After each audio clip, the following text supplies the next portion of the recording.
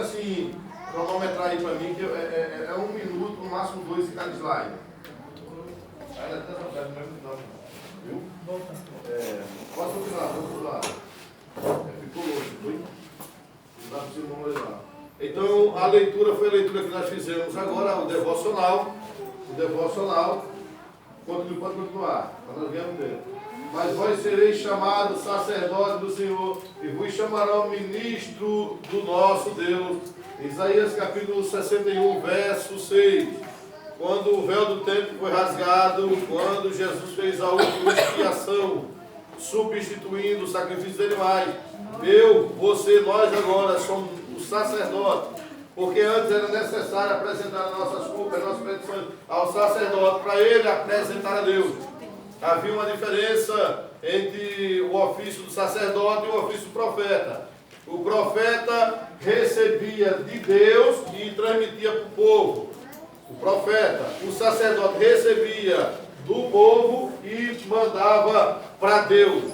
Deu para os irmãos entender a diferença do ofício? Amém. O profeta recebia de Deus e transmitia para o povo. O sacerdote recebia do povo as petições, as queixas, as culpas e levava até Deus. Está tranquilo até aqui, né? Vamos caminhar. Então, a igreja, vê se dá um melhor zoom. Toda a igreja, queridos, que apresenta apenas a missão para o seu liderado e não mostra a visão, o fardo fica pesado. Porque sem visão, a missão fica pesada. Quando se tem visão da onde você quer chegar, que impõe em você a missão, fica mais leve, porque você sabe onde quer chegar, do que simplesmente dizer assim, ó, carrega essas sacas de cimento e coloque ali. Mas por quê? Se não tiver a visão, a missão vai ficar pesada. Entendeu? Vamos caminhar para a gente não parar, que tem pontos muito importantes para frente. Vamos caminhar. Vamos lá. O que motiva a AD Família, o nosso ministério? O que motiva a gente? Porque se nós tivéssemos uma proposta igual de onde nós saímos, não precisava nós termos saído. Nós temos saído, não precisava. Para ser a mesma coisa, ficaríamos cada um onde nós estávamos. Então, qual é a nossa proposta? Ganhar vidas e cuidar bem delas. Ou seja, a proposta desse ministério é ganhar vidas, ganhar almas, arregimentar e cuidar. Porque essa é a missão principal do pastor, que é guiar, alimentar e proteger. Qual é a missão do pastor? Guiar, alimentar e proteger. Essa também que é a missão do coordenador, da coordenadora. Um coordenador, uma coordenadora um pastor, é uma pastora de uma fração de ovelhas. É como se dividisse uma fazenda inteira em pequenos rebanhos. Você, coordenador, você tem responsabilidade com a vida dos seus liderados. Entendeu? Eu conheço pessoas, inclusive aqui, que se afastou do evangelho na época por causa de uma palavra de um coordenador, uma coordenadora. Já voltou, graças a Deus, para Jesus. Mas conheço outras pessoas que se afastaram porque recebeu uma pancada do coordenador. Não foi nem do pastor, do coordenador. Então, querido, a responsabilidade imposta a quem tem liderança é muito grande. E cuidado, muito cuidado. Muito cuidado com as ovelhas do Supremo Pastor, que é Jesus. Muito cuidado, vamos caminhar. Vamos lá. O que motiva a AD Família? Primeiro, a obediência ao imperativo do mestre. Em primeiro lugar, nós temos que ser obedientes ao imperativo do mestre. Tem versículo na Bíblia que é a orientação. Olha, honra teu pai e tua mãe, para que tu viva bem. Quer dizer assim, você honra, você vai viver bem. Não é um imperativo, mas é uma orientação. Mas tem versículo como em Marcos, capítulo 16, verso 15, que diz assim, e disse-lhe Jesus, ide por todo mundo. Esse ide, ele é um imperativo, é uma imposição, não é uma opção. Ou seja, pregar o evangelho, eu estou rápido aqui, querido, porque eu só tenho agora 30 minutos. Pregar o evangelho não é opção do crente, não. Não, a minha chamada é para cantar, não é para pregar, não, querido. A tua chamada, você pode ter até o dom de cantar, mas pregar o evangelho, ganhar alma, é um imperativo para todo crente. Glória a Deus. Independente do dom que você tem, se você profetiza, se você profetiza, ou se você louva, ou se você é mestre, mas o imperativo é para todos, é de ganhar alma. E Mateus 28, versos 19 e 20, diz assim: portanto, ide e fazei discípulos de todas as nações, batizando-os em nome do Pai, do Filho e do Espírito Santo, e ensinando-os a guardar todas as coisas que vos tenho mandado. E esse estou convosco até a consumação do século. Outro imperativo. Olha o que nós aprendemos nesse do primeiro. No primeiro ele disse, vai, é obrigado a ir. Irmão, eu não sei falar não, então eu trago folha e diga, Jesus te ama. E não, meu irmão, não sei, não estou eloquente para pregar não. Então convida para vir para a igreja, porque tem alguém pregando aqui. Mas isso também é um id. No primeiro você vê um id, um imperativo. No segundo, é um imperativo mais uma observância. Para você ir e fazer discípulo. Irmão, e você faz discípulo para você faz discípulo mestre. E nós também temos também os discípulos também. Porque tem pessoas que espelham você. Você sabia que tem pessoas que espelham você? Rapaz, quando estiver mais para frente, eu quero ser um obreiro igual o Marivão, o Diácono Marivão. Deus guarda os irmãos do céu, viu? É uma bênção, Marivão. Mas eu quero ser um obreiro igual o Jack. Né? Um pouco mais de beleza, tá? Mas um obreiro igual o Jack.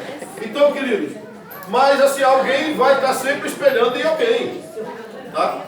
Irmão, e pode imitar os outros, né? A promessa da Bíblia diz, pode ser de meus imitadores, como eu sou de Cristo. Pode passar, vou caminhar mais rápido. Ó, primeiro, vamos lá, presta atenção. Primeiro, quem está com a Bíblia na mão é Ezequiel, por favor, capítulo 3, verso 17 ao 21. Ezequiel.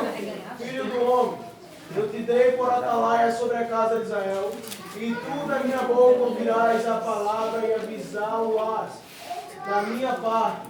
Quando eu disser ao ímpio, certamente morrerás, e tu não avisares, nem falares para avisar o ímpio acerca do seu mau caminho, para salvar a sua vida. Aquele ímpio morrerá na sua iniquidade, mas o seu sangue da tua mão requererei. Segura aí. Olha para aí.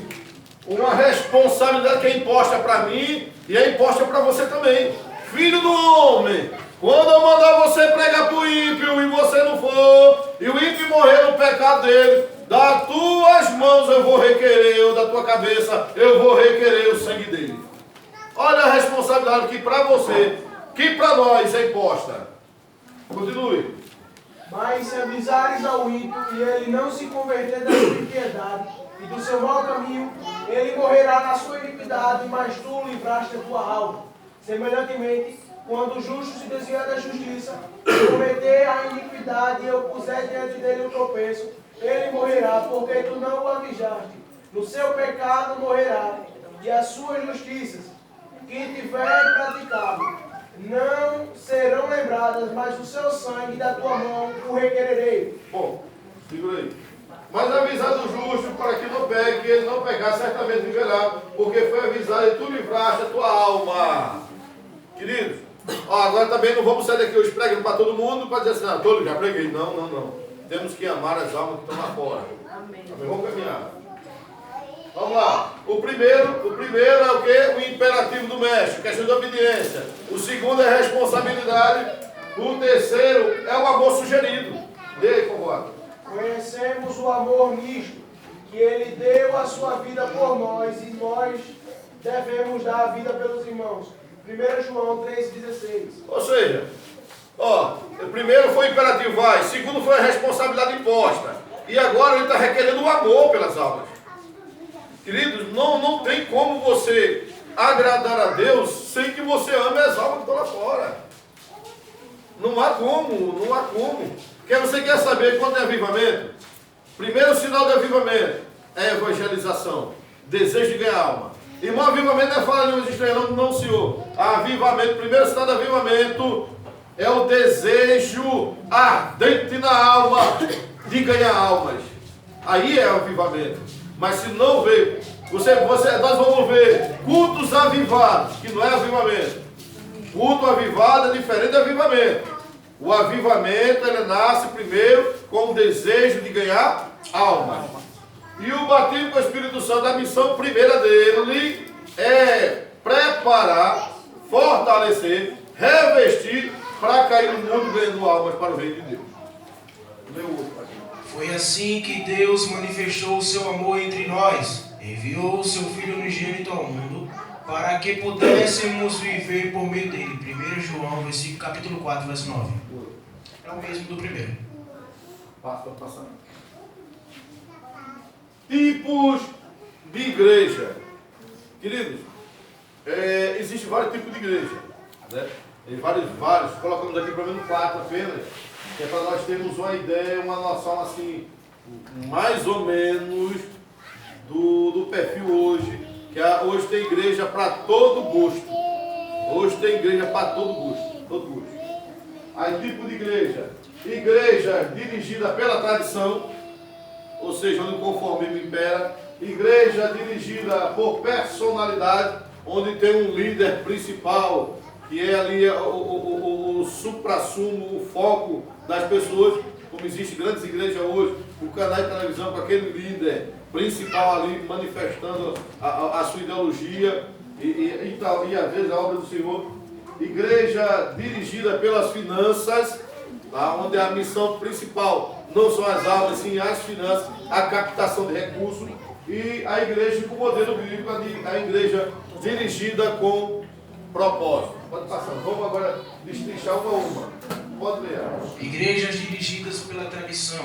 Nas igrejas dirigidas pela tradição, a frase preferida é: nós sempre fizemos isso desse jeito. Senhor, querido, a igreja dirigida por tradição é aquela: nós sempre fizemos desse jeito.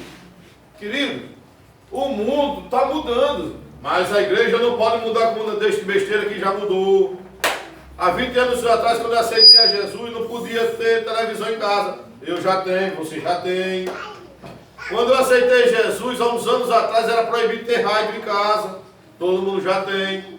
Quando eu aceitei poucos anos antes, ou na época eu aceitei ainda tinha igrejas que no culto de doutrina só entrar quem era batizado nas águas. Hoje já entra todo mundo, até visitante.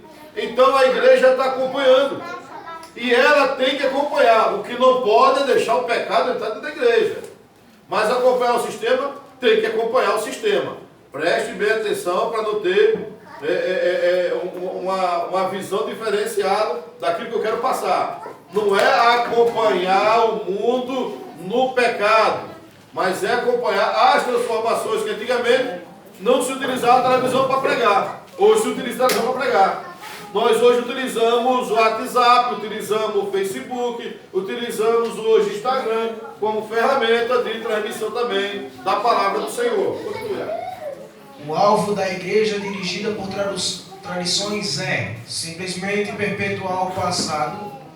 Mudanças são quase sempre vistas de uma forma negativa e estagnação é interpretada como um sinônimo de estabilidade. Igrejas mais antigas têm a tendência de se agarrar a certas regras, regulamentos e rituais, enquanto as mais jovens tendem a se unir a um propósito e uma missão. Em algumas igrejas a tradição é tanta que qualquer outra, inclusive a vontade de Deus, se torna secundária. Alguém disse que as 7 últimas palavras de uma igreja são: nós nunca fizemos isso desse jeito antes. Então, querido, preste atenção. O que está acontecendo hoje com as igrejas grandes, principalmente essa que nós saímos? Está se mantendo com os princípios antigos. Não estou falando princípio bíblico, não. O princípio bíblico nós vamos continuar. A doutrina é a mesma. Só que a visão agora ampla, a visão agora diferente. Vamos dar exemplo para os irmãos. Na igreja primitiva, as mulheres não podiam falar dentro da igreja. Hoje já fala. Na igreja primitiva, só quem falava era o sacerdote, apenas. Mas hoje qualquer irmão tem a oportunidade de subir no altar e pregar a palavra do Senhor. Então, o que está acontecendo hoje?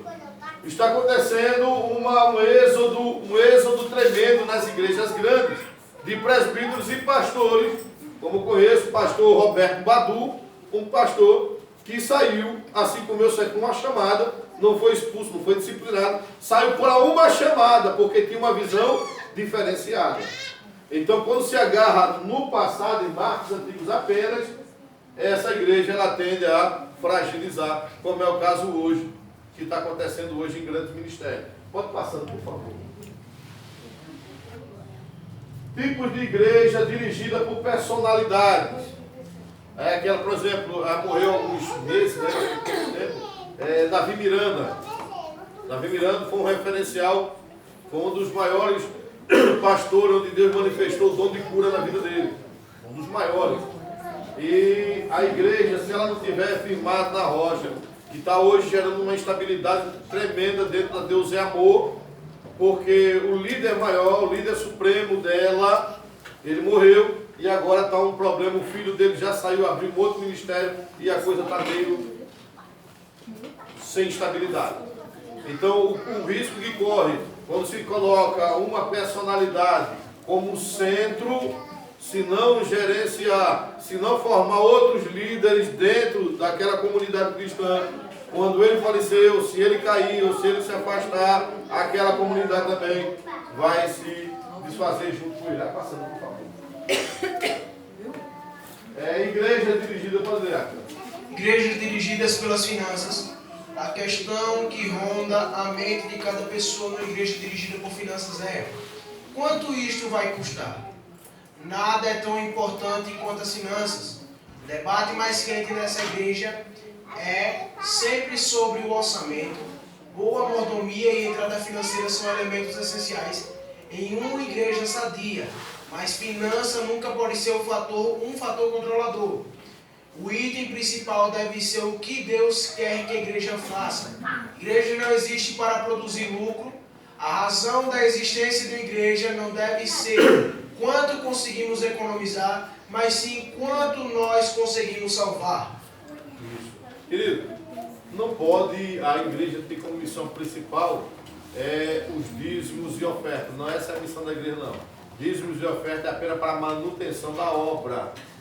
Aconteceu isso há uns 40 ou 50 anos atrás, em Palmeira dos Índios, estava apenas engano, Palmeira dos Índios. Pastor Ironildo, saudosa memória, já partiu com o Senhor. Ele era diácono e foi dirigir Palmeira dos Índios. E quando chega em Palmeira dos Índios para assumir a igreja, o pastor que estava saindo disse: olha, pastor, tenha cuidado, porque aqui tem uma família que mantém a igreja. E os irmãos sábios, se não sabem, ficam sabendo que no interior, geralmente, o pastor ele vive da arrecadação da igreja.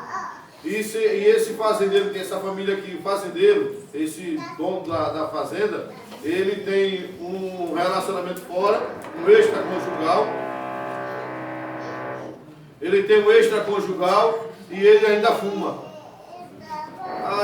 E se o senhor disciplinar esse homem, acabou a manutenção da igreja, acabou a subsistência do pastor. Aí o pastor botou a mão na cabeça e disse: Jesus, a arrecadação para sobreviver daquele fazendeiro. Mas ele disse: bom, eu sei quem me chamou para a obra. Ele disse que no dia da Santa Ceia, quando foi servir, que o irmão foi fazer: você não pega não, até se consertar primeiro com Deus. Porque se você comer o pão indignamente, você vai para o inferno. E aqui você não vai. Rapaz, aquele fazendeiro se levantou, tomou a direção da rua, saiu. Quando ele sai, vem família dele todinha, os funcionários da fazenda saem também. Quando ele chega lá de fora, que ele olha para trás, aquele meio mundo de gente bom atrás dele, ele disse: para onde vocês vão? Que esse pastorzinho está achando que é para fazer isso com o senhor, meu pai? O filho dele. Aí ele disse: não, rapaz, volta tudinho lá para dentro, porque esse aí que é o pastor de verdade. Entre, pode entrar tudinho para dentro da igreja. Sabe o que quer dizer com isso, irmão? Primeiro, que o foco do pastor, o foco da igreja não pode estar na arrecadação dela. Por quê? Em primeiro lugar, o que mais importa para Deus são as almas. O que importa para Deus é a tua alma, é a tua vida. E outra coisa que aprendemos com essa história, que disciplina, doutrina não mata crente. Aí depois esse homem se converteu, ficou apenas com a mulher dele, deixou de fumar e morreu no Evangelho com Cristo Jesus. Então a missão principal da igreja não é arrecadação de dinheiro. Vamos caminhar. Mais rápido. E o que é interessante, o presidente John Kennedy, é isso que nós precisamos mudar, às vezes, a mente de alguns irmãos. O presidente John Kennedy disse: não pergunte o que o seu país pode fazer por você, mas pergunte e diga o que você pode fazer pelo teu país. Não é diferente da igreja, porque tem gente que vem para a igreja, e crente até velho mesmo, querendo saber o que a igreja pode fazer por ele, mas deve ser o contrário. O que é que você pode fazer pela igreja? E não estou falando de dinheiro não, estou falando de serviço na obra do Senhor. É de serviço para ganhar alma na obra do Senhor. Vai passando, por favor. Bota lá, por favor. O propósito da igreja não pode ser a sobrevivência, ou mesmo a prosperidade, e sim o serviço. Qual é o nome dele? Evan McMahon. O propósito da igreja não pode ser a sobrevivência, ou mesmo a prosperidade, e sim o quê? O serviço na obra do Senhor. Vamos lá.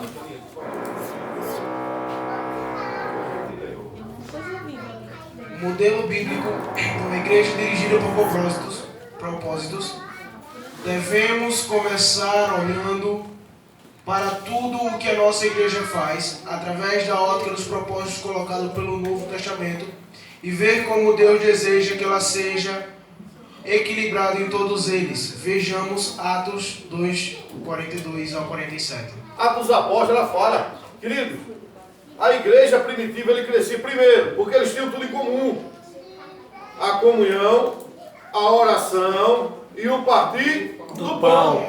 É isso que nós já fazemos, né? Já até demais, né? Tem até o nome quase que mudar de adorador para forrajura, né? Essa parte que é muito importante, essa parte dos irmãos comerem juntos, sempre que puderem, evidentemente. Isso faz com que estreitem os laços. Mas o mais importante não é comer junto também, porque tem igreja que só aparece para comer também, né? Não pode ser só para comer não, também nas orações também. Se bem que essa igreja aqui aparece na vigília, aparece em oração. Então a igreja cresce quando ela tem tudo em comum: a oração, a comunhão e o partir do pão.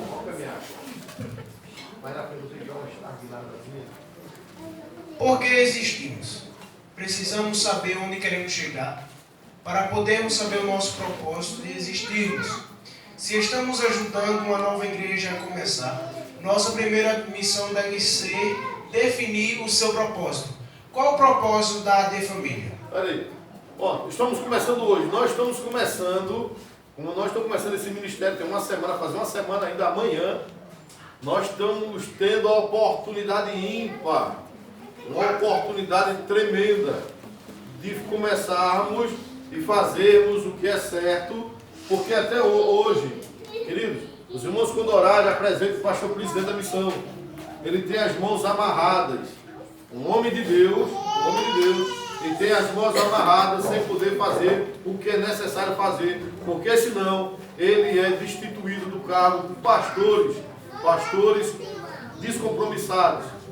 Então os irmãos quando orarem, apresentam o pastor presidente da missão, o pastor Oswaldo, porque ele não faz mais o que é para ser feito, porque há um sistema